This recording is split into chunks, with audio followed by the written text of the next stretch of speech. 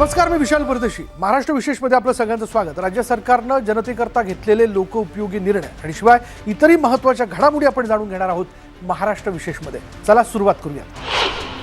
मुख्यमंत्री देवेंद्र फडणवीस यांच्या अध्यक्षतेखाली कोकण विभागातील मुंबई शहर, मुंबई उपनगर, ठाणे आणि पालघर या जिल्ह्यांची जिल्हा वार्षिक योजना आढावा बैठक नुकतीच संपन्न झाली आणि यावेळी उपमुख्यमंत्री एकनाथ शिंदे, राज्यमंत्री ॲडव्होकेट आशिष जयस्वाल तसंच संबंधित जिल्ह्याचे पालकमंत्री आणि वरिष्ठ अधिकारी उपस्थित होते. बैठकीत जिल्ह्यांच्या विकास कामांसाठी मंजूर निधीचा विनियोग, प्रलंबित प्रकल्प आणि आगामी वर्षाचं नियोजन यावर सविस्तर चर्चा करण्यात आली. मुख्यमंत्री फडणवीस यांनी विकास कामं गुणवत्तापूर्ण आणि वेळेत पूर्ण करण्याचे निर्देश दिले. मुंबईच्या वाहतुकीत क्रांती घडवणारा धर्मवीर स्वराज्य रक्षक छत्रपती संभाजी महाराज सागरी किनारी मार्गावर आता देशातील पहिला संगीतमय रस्ता कार्यान्वित झालाय. मुख्यमंत्री देवेंद्र फडणवीस यांच्या हस्ते या अनोख्या प्रकल्पाचं उद्घाटन करण्यात आलं.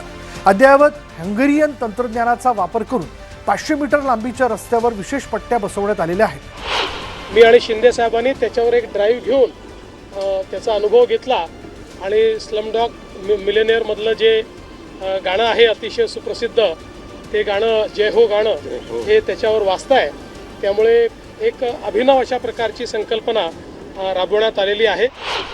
देशभक्तीपर, राष्ट्रभक्तीपर अशा प्रकारच्या अनेक गाणी जी आहेत याच्यावर संगीत ऐकायला मिळेल आणि त्यांचा प्रवास देखील आनंदमय, संगीतमय होईल.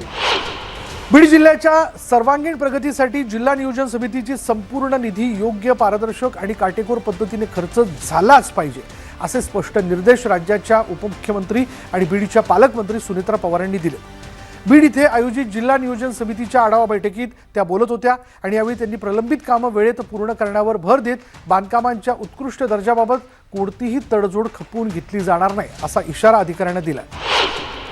राज्यातील वाहनधारकांसाठी राज्य सरकारने एक मोठा दिलासादायक निर्णय घेतला. जे राष्ट्रीय एक्सप्रेस वे अद्याप पूर्णतः तयार झालेले नाहीत किंवा ज्यांची कामं प्रलंबित आहेत अशा महामार्गांच्या टोल दरात मोठी कपात करण्यात आली आहे. रस्ता पूर्ण नसेल तर पूर्ण टोल का भरायचा या सर्वसामान्यांच्या प्रश्नाची दखल घेत सरकारने हे पाऊल उचललंय.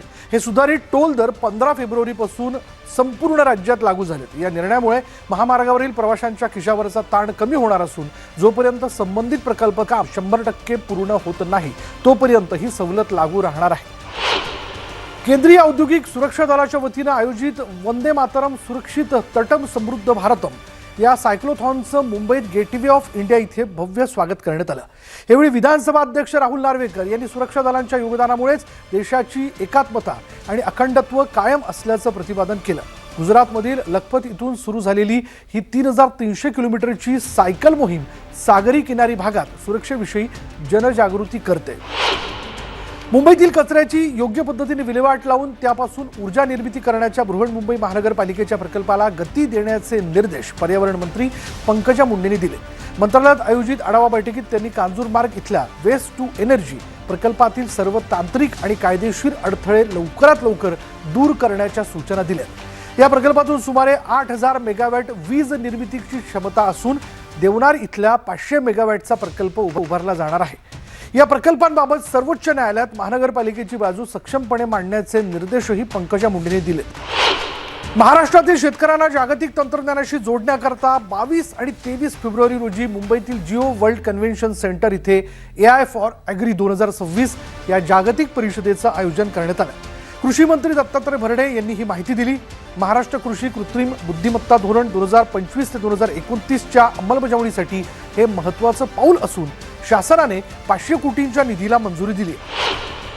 महाराष्ट्राच्या शिरपेचात मानाचा तुरा रोवला गेलाय. छत्रपती शिवाजी महाराजांच्या 12 गड किल्ल्यांना युनेस्कोने जागतिक वारसा स्थळांच्या यादीत अधिकृतपणे समाविष्ट केलंय. या ऐतिहासिक सन्मानाचं प्रमाणपत्र राज्याचे सांस्कृतिक कार्यमंत्री ॲडव्होकेट आशिष शेलार यांच्याकडे अधिकृतपणे सुपूर्द करण्यात आलंय. यामध्ये साल्हेर, शिवनेरी, लोहगड, खांदेरी, रायगड, राजगड, प्रतापगड, सुवर्णदुर्ग, पन्हाळा, विजयदुर्ग आणि सिंधुदुर्ग यांच्यासह तामिळनाडूतील जिंजी किल्ल्याचा समावेश आहे.